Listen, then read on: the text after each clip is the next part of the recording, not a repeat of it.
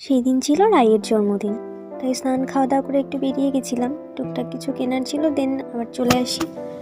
ফিরে একটু রেস্ট নিয়ে চলে যাই ছাদে, কারণ অনেক লোকজন আসবে, তো সব কিছু রেডি করতে টাইম লেগেই যাবে। তাই ছাদে গিয়ে বিরিয়ানি হবে, যেহেতু রাতে ভাতটা বসিয়ে দেওয়া হয় এখানে। তো ভাত হতে হতে যারা চিকেন খাবে না চিকেন বিরিয়ানি হবে, তো চিকেন বিরিয়ানি যারা খাবে না তাদের জন্য এক্সট্রা একটু মাটন রান্না করতে হবে, সেই জন্য নিচে চলে গেছিলাম। তারপরে এদিক ওদিক সব কিছু ছড়িয়েছিল, সেগুলো একটু গুছিয়ে রাখছিলাম।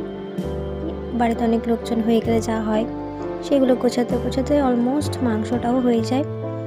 তো মাংসটা রেখে দেন আবার একটু ছাদে চলে যাই।